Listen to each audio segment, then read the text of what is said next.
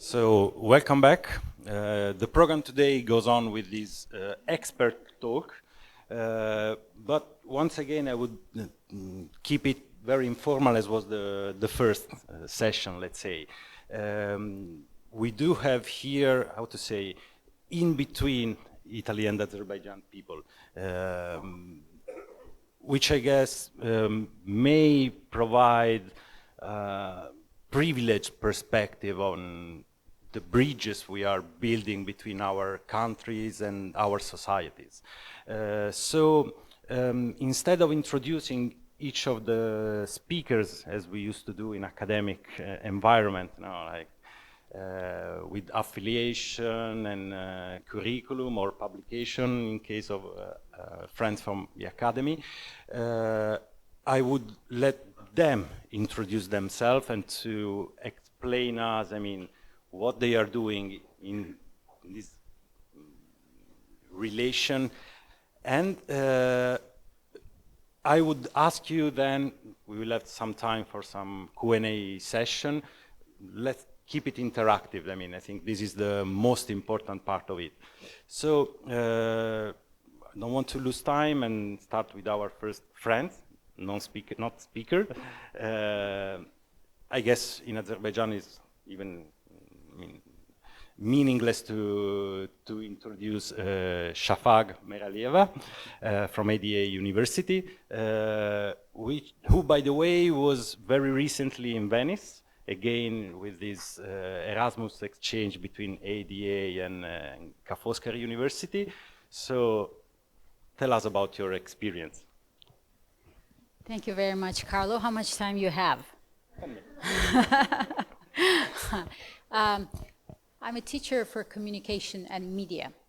Teachers generally talk too much. Communication teachers talk endlessly. So once the time is over, please, you know, pull my dress or something.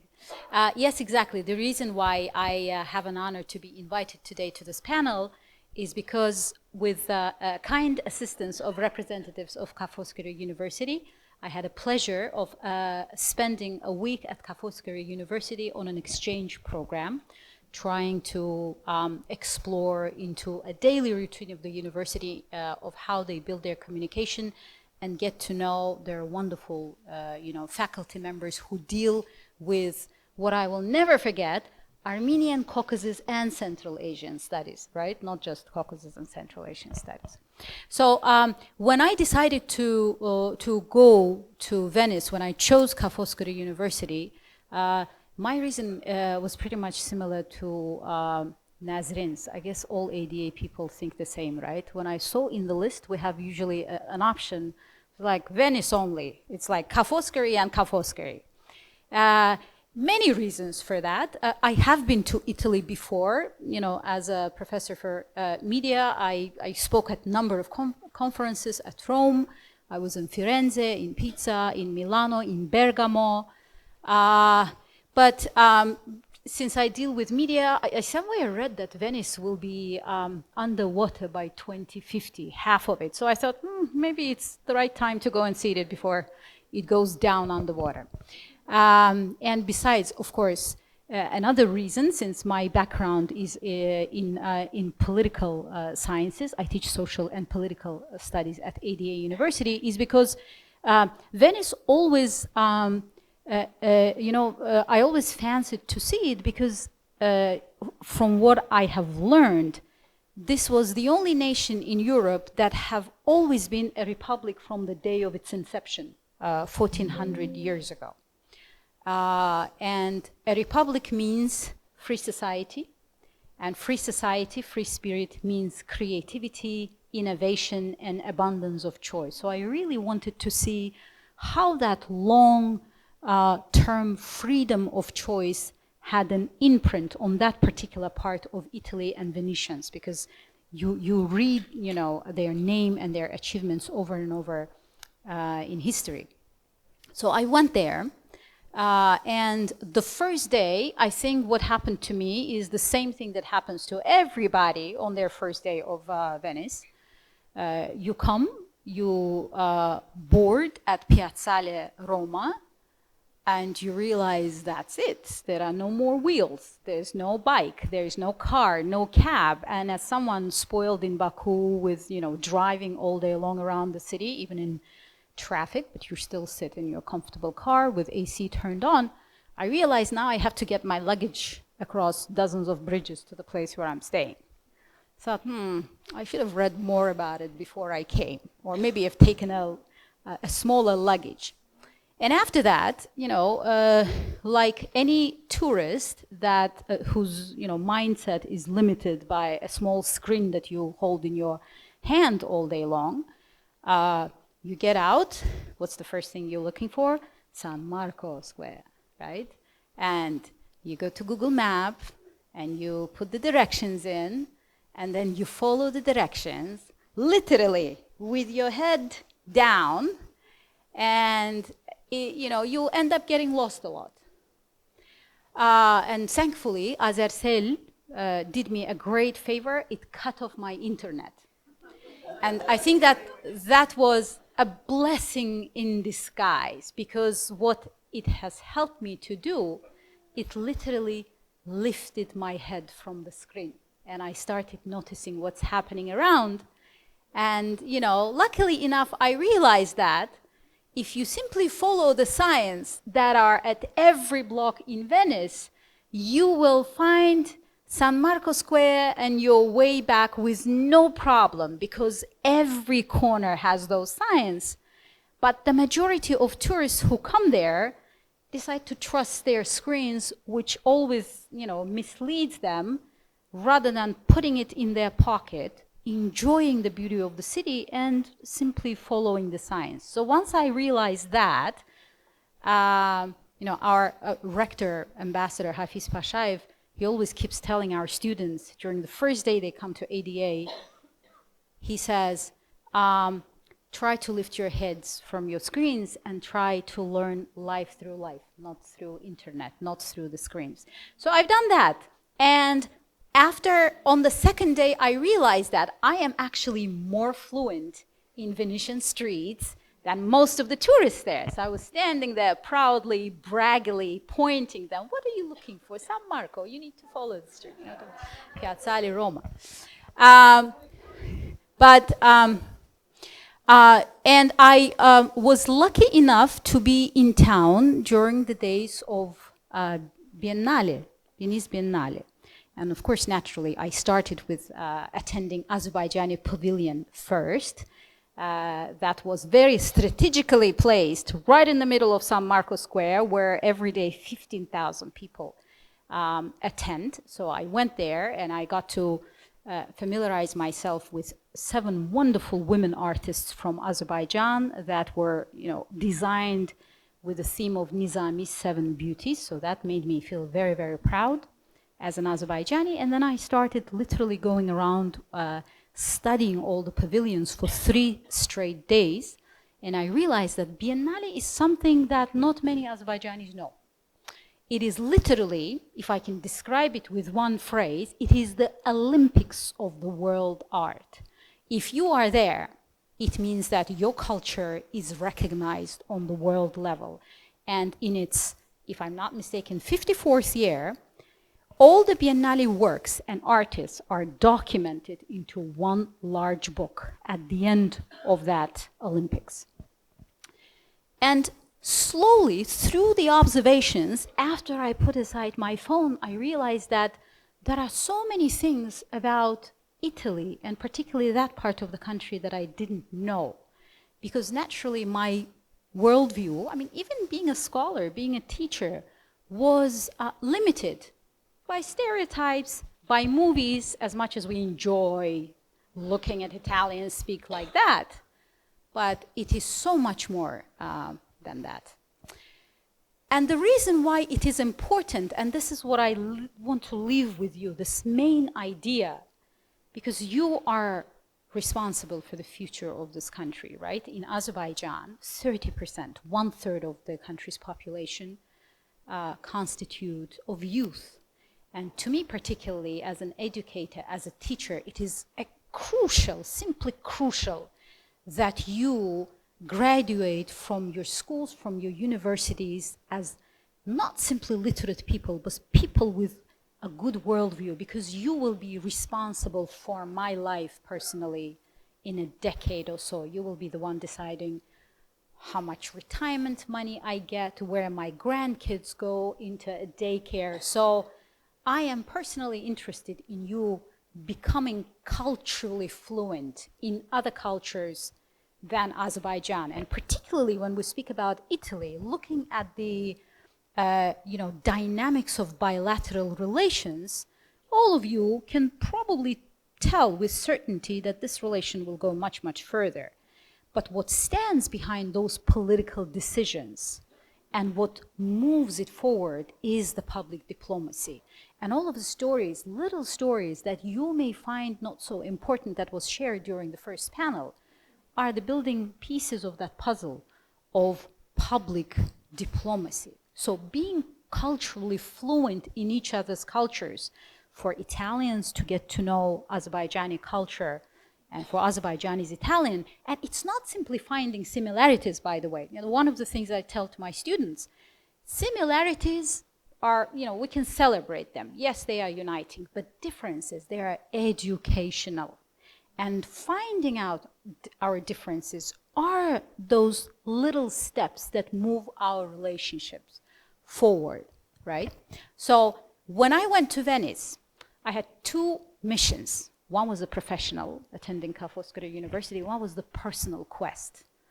I left some time after my trip to go to Positano, and don't laugh yet, there's a serious reason behind it, and find the grave of Gurban Said, whose book, Ali and Nino, literally changed my life, and I think that it taught what Azerbaijani identity is to most Azerbaijanis, right? So he is still there, buried in a small cimiteri, I've learned that word, in a small cemetery right on the top of Positano in the mountain. I knew it was there, somewhere there, over the ocean, across the sky. I didn't know, no matter how much I looked for it, I couldn't even find, the Google map location of Positano Cemetery. I found literally 2 or 3 blogs mentioning lightly that, it's such a beautiful place, and if you want to look for inspiration, you need to climb there. So I made it a personal quest. I said, I don't care where it is, I'm going to find it. So naturally, after finding out what's the closest place, I went to Napoli. From the sister city of Yerevan, which is Venice, which is a separate story, of course, that we can discuss during Q&A, to the sister city of Baku, Naples. And rightfully so, because if you stand at the right spot, at the elevated point of the city, and you look at the crescent of the bay, it looks exactly like Baku Boulevard. And I even posted it on my Facebook page, and I wrote just one word, Okşuyor. Does it look like us? And everybody thought, oh my God, this is a Photoshop. It's unbelievable. Looks exactly like that. The only thing was missing, like the tips of Flame Tower, and you could really Photoshop it there. No one would know. So I did go to Naples, which was a very easy flight from Venice. My ticket cost 14 euros. I pay more money for the cab drive from Baku airport to Ahmedli, where I live, right? So I took the flight. But the moment of cultural fluency came when I was trying to find my Airbnb in Napoli. Now remember, I don't have a Wi-Fi thanks to Azercell.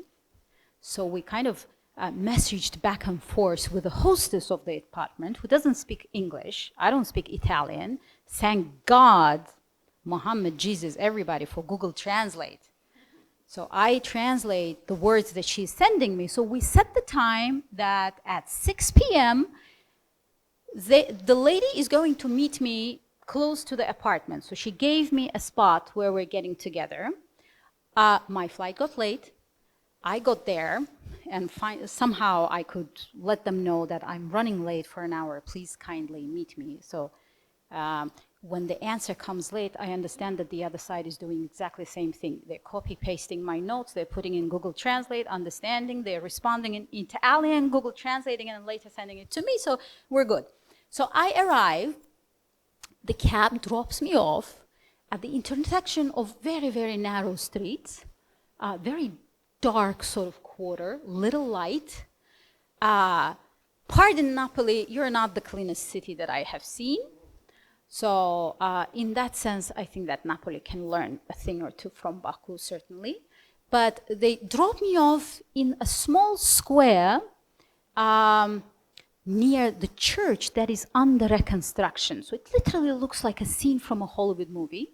There are two little benches, a couple of senior ladies. They talk loudly with each other in Italian, and there are a bunch of young males gathered together. And I could gather there is a father yelling for his son, not saying nice words for sure. I mean, you don't have to be fluent in language when you need to know that someone is cussing someone out. So that scene is going on, and there I am sitting with my green cabin luggage and my backpack, looking like 100% tourist. So in the middle of it, everybody in that quarter turns around and they look at me, and then the conversation continues, but I understand that now I am the topic of discussion, right?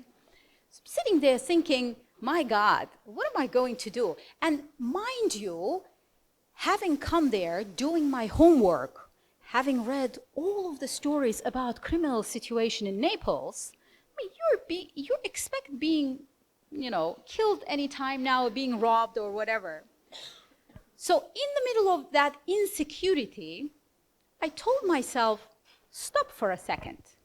Do not look around like a tourist. Because I started digging in my head, where is the sense of insecurity coming from? And I realized that the information I received, I read or I watched the blog of some young, very pretty American tourist who was there saying, oh my God, nobody in Italy speaks English. It was so difficult to get around.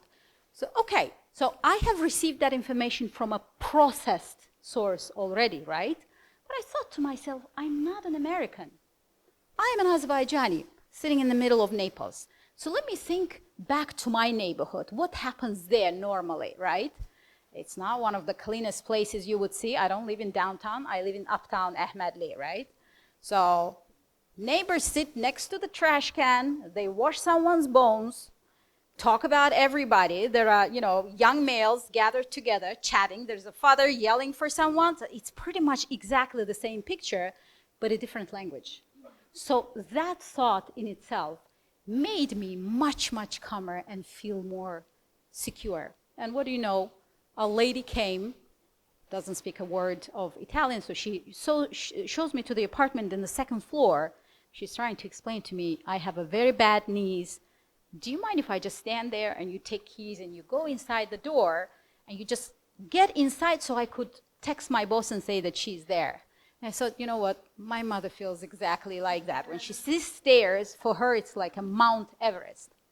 So I could go on with these stories, and by the way, my trip to Positano, I posted on my Facebook page. If any of you are on Facebook, please feel free to add me, Shafak Mehrlieva. I think it even got reprinted in some papers. I'll just give you one little spoiler that, in that trip where I had to take train to Sorrento, and from Sorrento bus to Positano, and then in Positano I had to ask people where I can find cemetery.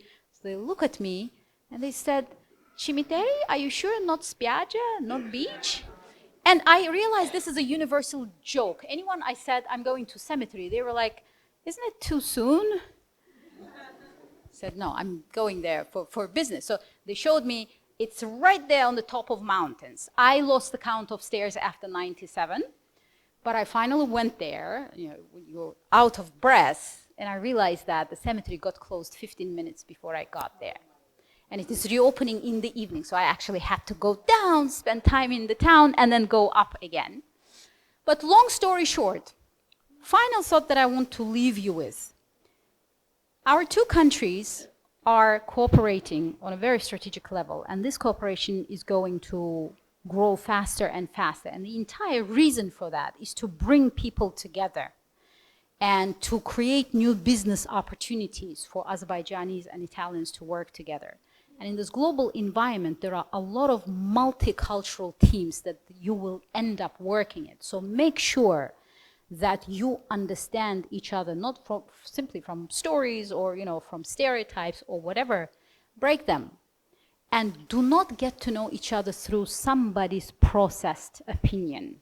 Get to know each other from each other. And there are 4 things social studies say that we need to pay attention. 1 is the language. Of course, it will not give you purely cultural fluency, but it will be a very, very valuable addition. I was actually a little bit disappointed to see that most of the Azerbaijani students who go to Italy to study, they feel, they get into their comfort zone where they study in English and they don't really care about learning Italian. But I would like to remind you and to urge you, the language that you come back with from your Italian time, so to speak, is an added value, and it creates a better opportunities for you in the job market, okay? There are literally up to 10 people in this country who are fluent in Japanese language, in Japanese culture. I know all of them. They all studied in Japan. And every time there's a Japanese delegation, they're the ones who are translating to ministers, to presidents, to all of the high-level delegations. So you knowing the Italian, actually a great asset to you. Please do not be lazy. Don't think that I don't really require, I'm not required. Make an initiative, learn yourself. The second one is general knowledge. Read local literature, because this is where you're going to find truth about the nation where you live. General knowledge helps out. Third thing is shared experiences. Okay, our lovely lady said that they switched from, coffee to tea these days in this period of time that they lived. I was going down in Venice to my morning cafe, and there was this, the guy who owned the cafe, Alessandra, he would see me and he already knew that I'm going to ask for tea. So he's like, Signora del Tè, go grab a teapot, come back. And I thought, what's wrong with me? I mean, when will I ever have another opportunity to spend time in the culture that opens their, every morning with espresso? So I changed, I changed back to tea once I came back to Baku. It's a tall order, but still. Shared experiences. And the last one, my friend Murad Dadashev, who's the head of Khazar TV, he's a comedian, probably you know that. He says that you cannot understand someone's culture until you know how they joke. What do they laugh at? So understanding what makes Italians or Azerbaijanis laugh is another track that you would explore to understand what this nation or this people are made of. I spent about 15 years of my life living in the States. So I remember first time I told my American partner, you're going to give me a heart attack, Tony. In Azerbaijani and in Russian, many infarkt eliyesin, right? It's a common expression. We mean that you're stressing me out. That's what it's called in English. So the guy looked at me and he was like, do I need to call the doctor, Shafak? Are you okay? I said, no, I didn't really mean like that. So I think he had a heart attack in exchange for that joke. But so 4 things, please don't forget, and make an initiative, because the more you get to know the other side, the more similarities you will find, and it will give you new opportunities to collaborate together.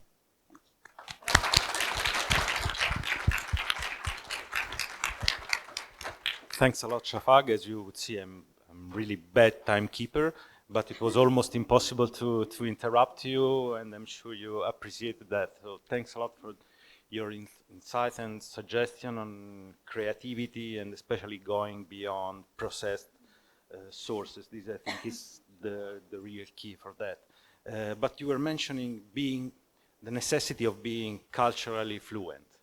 I guess our second speaker is very culturally fluent.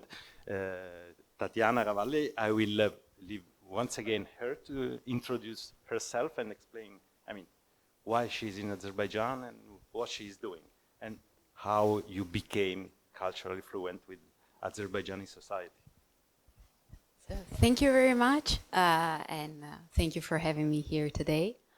Well, I prepared a small presentation, but first I will tell you a couple of things about me. So I am working in an advertising agency, which is per se a weird thing for Azerbaijan. I mean, I'm one of the few Italians here which are not in academic field or in oil.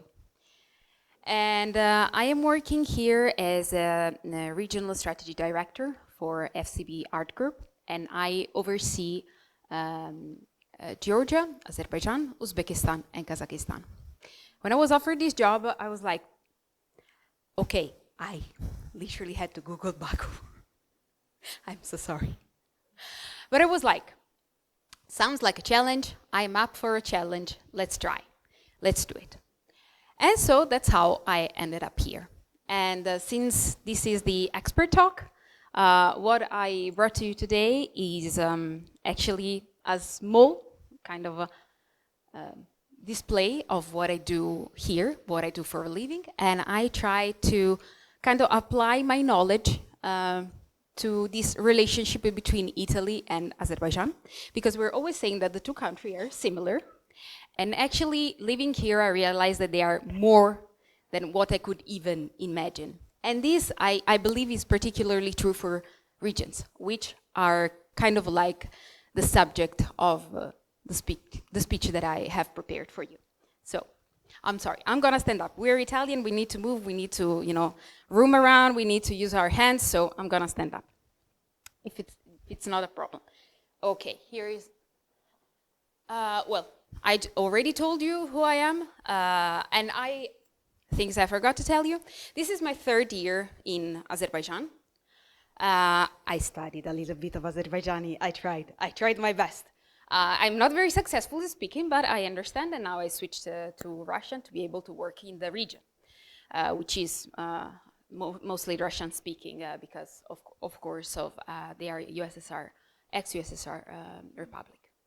So, since I'm working in advertising and storytelling is like a huge part of what I'm doing, today I want to tell you a story about regions. This is actually Ismaili, and this picture is real. We took it while on a trip. It's amazing. And okay, I am a huge fan. I'm sorry, I'm a sucker for regions. I really love them. So today, this is going to be the topic.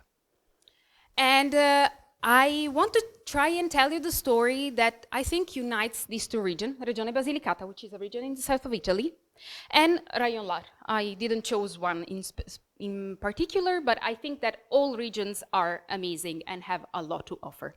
And I would like to tell you I would like to tell you the story of how Basilicata went from not the best place to an amazing place. So, we're talking specifically about this city, which is, I think it's beautiful. One of the most beautiful cities I've ever seen. This is Matera.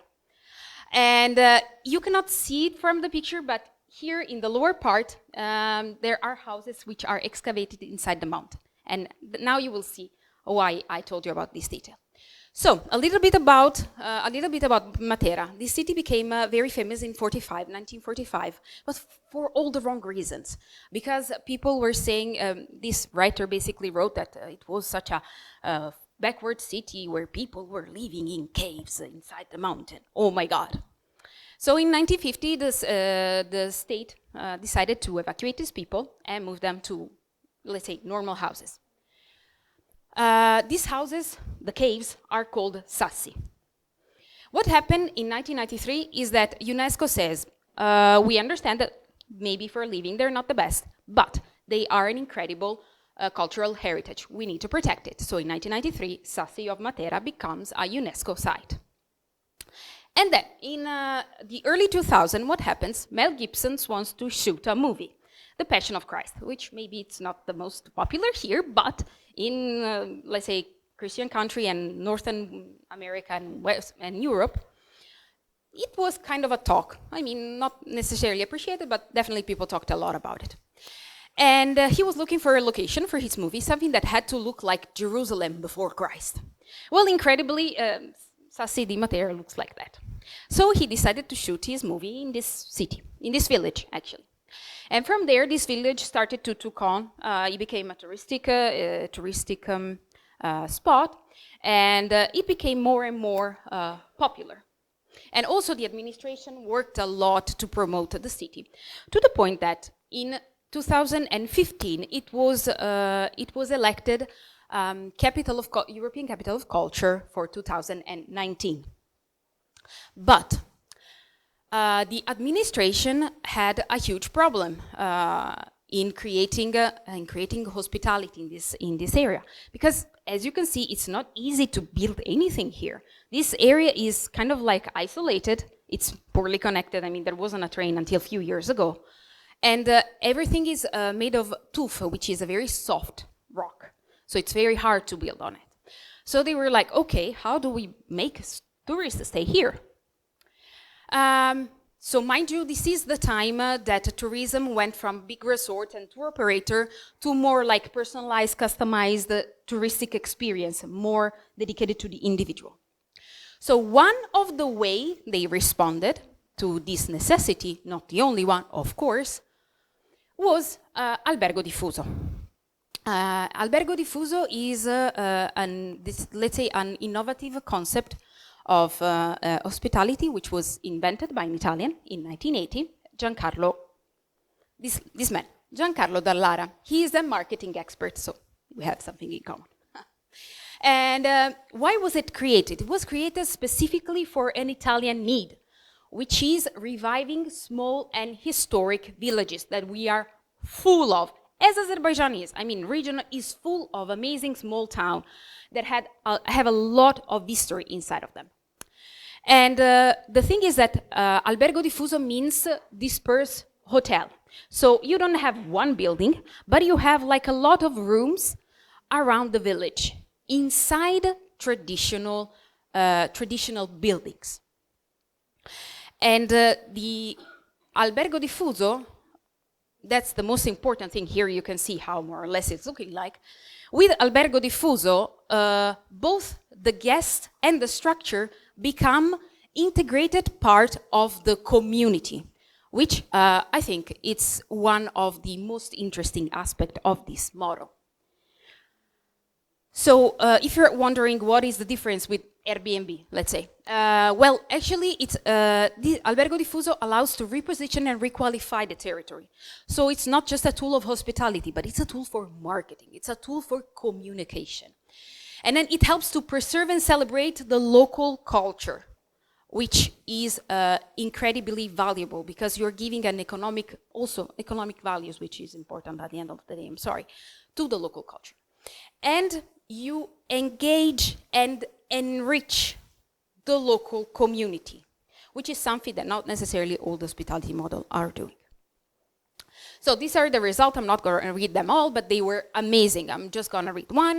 139 increase in tourist arrival from 2015 to 2019, both foreigner and local. And 281% increase in number of hospitality venues, plus 10% increase in self-employment. So great results. So now, could this model, my question was like, okay, I think that regions actually are very similar to Italian regions. So I wondered to myself, I asked myself, could this model be applied in Azerbaijan? Could it be applied to regions? Do we have like similar situation? And I mean, I believe we do. We have to, okay, I'm gonna try to make it very short, I'm sorry. So let's watch very quickly what's happening in the world of tourism. Tourism is now having a conscious comeback. So it means that tourism in general is trying to protect the environment, support the local economies, and celebrate local culture. And the tourists are trying to be more mindful and have a positive impact with their choices. So they're trying to give back to the community, and they're trying to immerse themselves into the community. And here we have regions which, as I said, have amazing villages with incredible heritage, and but an economy that is still centered around like agriculture or family support. So they need to diversify their income. And they have to offer incredible diversity in terms of ethnicity and environment. They have remarkable heritage in terms of history that needs and deserves to be rediscovered. And they have, as all the foreigner already said, all the Italian already said, one of the most hospitable culture you could ever imagine. Something that stands out to everybody. So basically, this is the perfect condition for Albergo Diffuso to be imported in Azerbaijan and to help a region to write their successful story in tourism. I believe that regions are the hero of this story, and Albergo Diffuso could be their weapon to win the battle for sustainable growth of rural areas through tourism. So I hope I gave you a glimpse of what it is my job here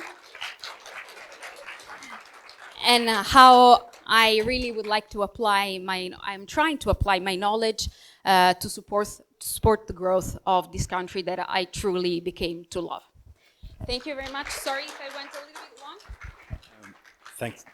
That was very interesting. I mean, I still think that protection and also valorization of cultural heritage is one of the fields where our bilateral relation could and should improve that more. And this helps me, it's a kind of assist for me, because our next speaker is a lot into the cultural heritage protection and valorization. I will immediately leave the floor to Fabrizio Conti, and as for the other guests, please introduce yourself and tell us your story. I am Fabrizio Conti. I was your colleague in WPP, yes. Yes, and now after 20 years in a communication agency, and now I'm the owner of an agency of communication of cultural heritage, and we start to work in Karabakh and not in Azerbaijan, in Karabakh, because I was called from the Minister of Culture to go in Karabakh 18 months ago, and I'm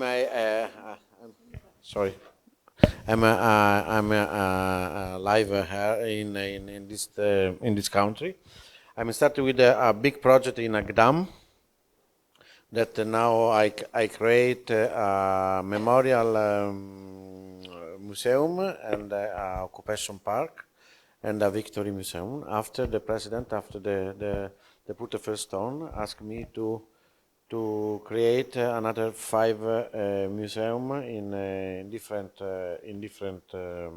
town, and the last is in Zagilan.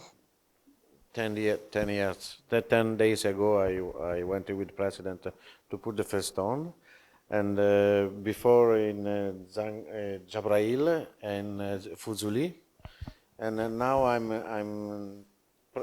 present tomorrow, Monday, tomorrow, I don't know, after tomorrow, I present the new project about Karbajar. Karbajar is a marvelous place. It's like Cortina. They're very similar, like Cortina. And it's an incredible story, because I was called from minister to create a new museum in Baku, a digitalization, an old museum, and transform in a new museum. But after arrived the COVID and the war, and they stopped the project. And okay, so I'm lucky. It's a beautiful experience, but it's finished here. But the same days that I finished the war, the minister called me and he said, your project is go on, yes, but now the president, for the first problem was is the go to Karabakh to reconstruction the building and to study how to remember this incredible story. This incredible story was the 29 years of Armenian occupation. That is a unique story. Is unique. It's incredible because in the history of the world of the war is nobody invaded a land to don't live there. Usually you arrive in the land, you take the land, and you report to the border, and you go with your people and stay there. In this case, they arrive in Karabakh, Armenia, and they occupied this land. They put 2 or 3 million of mine, I don't know how many kilometers of fortification, bunker fortification, and they wait the 2020, because I don't know, they wait 2020 that Azerbaijan is come back. And when I arrived in Karabakh for the first time, I saw the biggest ghost town in the world, the biggest. In the world, there is another. Perhaps there is a little big ghost town also in Italy for the earthquake in the center of Italy, perhaps for the volcano eruption, I don't know, or for the other war.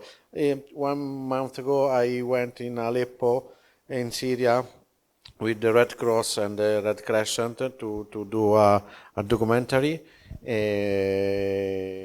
And I saw a lot of villages destroyed, but not so in Karabakh. Karabakh, there is nothing. No people, no animals, no, just the pomegranate that they live with the hair and with the water that are falling down, but nothing. The ruins, more tall, is 1 meter. Just 2 or 3 mosques that they use for the put the pigs or the other animals inside. But the biggest ghost town in the world. For me, I come from Rome. I'm in Italy, and I study a lot of. Sorry, I love the story. No, it's incredible to understand why now. So, and I started to take a picture. I've drawn a photography, a lot of things. In fact, the minister asked me to create an exhibit that I did in New York last month at ONU, alle Nazioni Unite. The name is Agdam the Land Est, because in my memory, the unique situation similar was when the Roman destroyed Carthago. Carthago is their enemy, the historical enemy, and they don't want to restart another war. This is the third war, Punic War, and for the no restart, they cut off the city. They cut off and they put the salt on the. So in this place, you never can live there. Perhaps the Armenian think so. I don't know why, but they waited 29 years to don't rebuild anything, to destroy all, but don't destroy scientifics. They, I think so, sell. They sell the materials, they sell the stone, they sell the roof, they sell the just for a cheap life. No, not for business. They wait. I don't know why. It's an incredible story. It's an incredible story that now with my museum I create a lot of different story, because each city, each town has a particular story. No, in Zangilan there was eco-terrorism because they put a lot of iron, a lot of pollution inside the river, because they start in Armenia and arrive in Azerbaijan. And in Zangilan, I'm create a museum about eco-terrorism for this story. No, in Shusha, I'm creating a museum inside the jail, inside the prison. It's an incredible prison. It's on top of it. It's incredible. And I'm created the museum about the culturicide, because I find a lot of heritage. Also, do you know the bread museum in Agdam? I have the catalog over there. No? There is. I show. It's incredible. No, the press is this. Yes, is my exhibit in New York. It's incredible. This is a photo of an old museum, bread museum, Soviet museum. Yes, it's a famous because it's the most famous place in Iran. If you see this on the face of the baby, on the face on the mother, and on the genital, there is a shot of Kalashnikov. They shot every symbols, every landmark, all, and you can go around the city, and you see the statue will cut the face, and I don't know. Now I'm study how we remember the story and put inside the museum, and I'm very happy to live in Karabakh because last month I stayed 20 days in Karabakh. Tomorrow I return in Karabakh.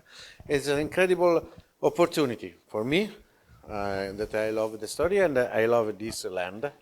I love Azerbaijani people, but I love the Karabakh people too, because I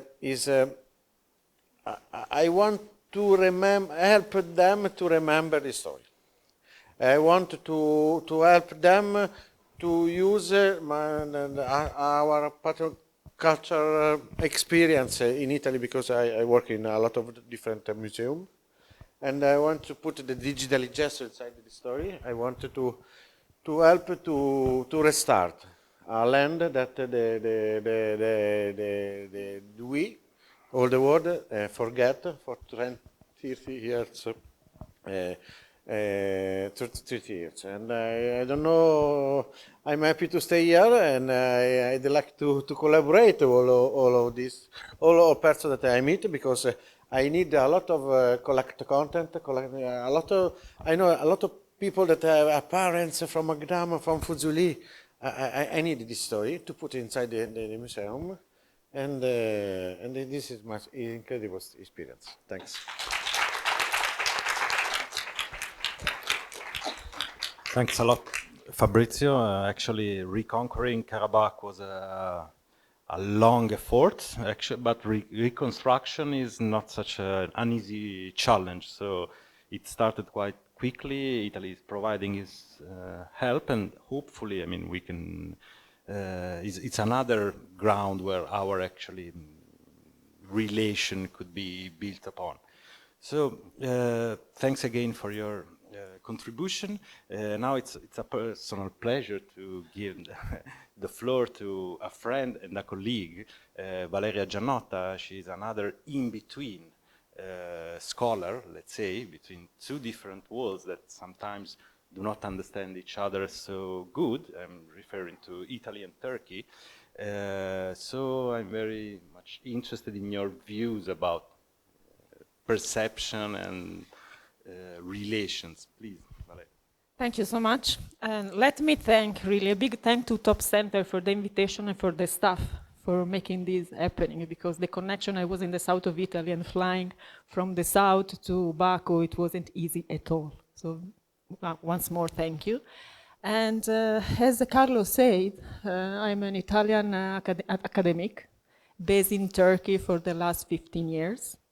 In Italy, I'm the scientific director of Observatorio in Turkey, or I would say Turchia, because now, I mean, as the internationally recognized, we should say Turchia, by CeSPI, which is the Center of International Political Studies. So I will try to be very brief, because actually my first contact with Azerbaijan did not come from Italy. I mean, when I was at university studying there, we did not have any course related to Caucasus region. So not even related to Middle East, maybe. And when I was at my PhD, I mean, I did everything in the same university in Milan. And the second year of PhD, I moved to Turkey, for my fieldwork research on Turkish politics. And that move was strategic, because being in Turkey gave me the opportunity to get close to Azerbaijan and Azerbaijani people. So I had several colleagues from Azerbaijan, friends and students, and I realized how much those two states are connected. Indeed, there is a motto, one nation, two states. And this feeling actually helped me to develop interest towards the region and to write academically. And a long time, over time, and overall after the military operation in Nagorno-Karabakh in 2020, I realized how much Turkey and Azerbaijan are close, and also my feeling towards Azerbaijan increased a lot. Just for giving you an example, the buildings in Turkey, they were decorated with both flags. I mean, the Turkish flag and the Azerbaijani flag. And the psychology of the Turkish people, in their psychology, was pretty much common to hear the sense of pride of the military operation carried out in liberating the Nagorno-Karabakh. And as he said, there is something incredible in my experience, because not even 1 year ago, last summer, actually in August, late August, I received a call from the Azerbaijani presidency. I got an invitation to come to Azerbaijan and visit. I was the member of the first delegation visiting the Nagorno-Karabakh. In that time, the Zafer Yolu was still under construction. I mean, I had the opportunity to go because I was with the presidential convoy, let's say. So I was impressed, and I took many notes, because anytime I travel, I like to just impress the pictures in my mind, but also to write down.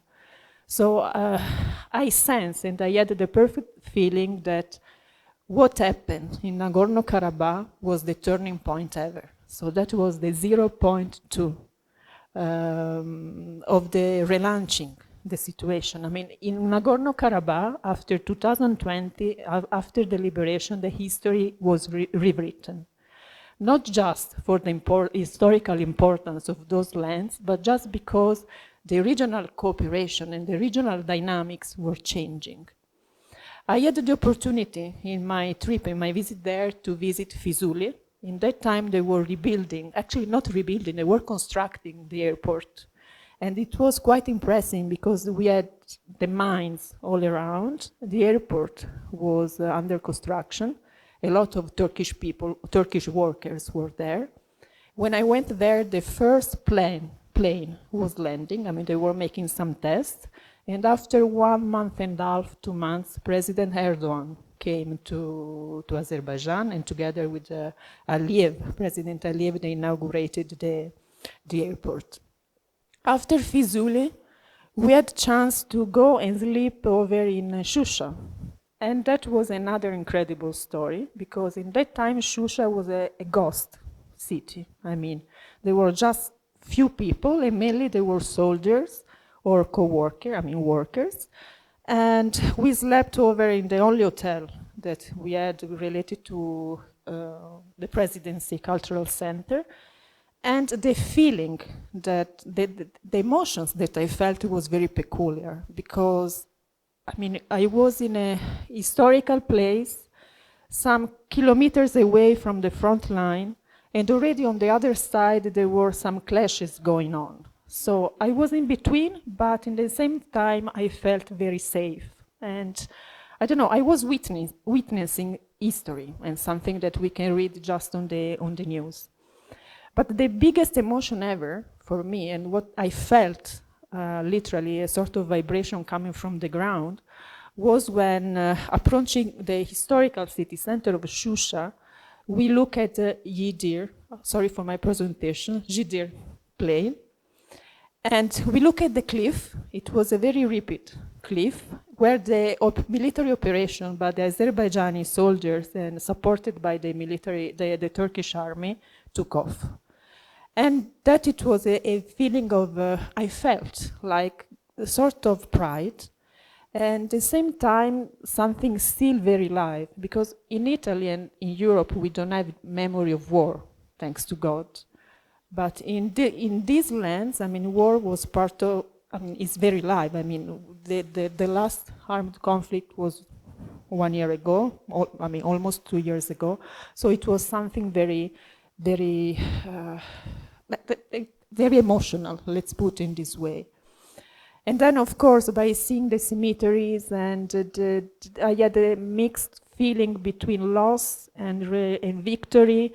I mean, something very peculiar that when I went back to Italy, I tried to write down, and I wrote an analysis by including some pictures of the tanks and the mines and anything was happening. And we published for the think tank. And unexpectedly, I mean, no, actually I was expecting this. I received some reactions, some emails, and there were some, you know, in Europe we have these problems related to certain lobbies, let's put it this way. So they were just underlying how much biased I was by saying that history was about to restart, and also the regional dynamics were about to restart in this Nagorno-Karabakh land. And they told me clearly, Mrs. Giannotta, I think you haven't gone to Azerbaijan, but why don't you go to Armenia and see the situation there? But unfortunately, I did not get an invitation from Armenia, by the way, so I did not have the chance to go and witness. And again, I mean, I want to report this because I want to underline, maybe it's my academic point of view, but it's very difficult sometimes to carry out some objective information or analysis because there is always an attempt of mainstream misinformation, let's say sometimes, and maybe it's a bit uncomfortable to go and witness directly what's happening. It's more comfortable to sit at home and just reporting what you hear and what is the mainstream rhetoric. And again, I said nothing new, I mean, right? Because sometimes in Italy, when you write about some hot topics, then you should be ready to be a sort of goalkeeper in a way. The consular of Armenian in Venice wrote me, if you work with the president, it's like you work with Hitler to do a Museo of Shoah. Yes, he wrote me. And after they sent me a lot of no good mail, and the Italian security saved me to attentati to reaction for Armenia for 1 month. Because the president said that he worked with me in one of these museums, and all Armenians in the world, from Los Angeles, from Stockholm, from France, a lot of Armenian friends, and write me and phone me, and do you live in Azerbaijan? You come here to work, but how to do? I don't know. No, it's an incredible story. The rest of the world don't know this situation. Well, I don't want to make any polemic out of it, any political polemic. I'll just conclude briefly by saying that actually Azerbaijan has something really surprising. Because today, I mean, just 1 hour ago, beside Carlo, who I've seen in Istanbul last time in 2012, I've seen a colleague, totally unexpectedly, from my university studies in Milan, so almost after 20 years, no, 15, let's say, the time that I moved to Turkey. I mean, I met by chance here, so this is something I do believe. Thank you.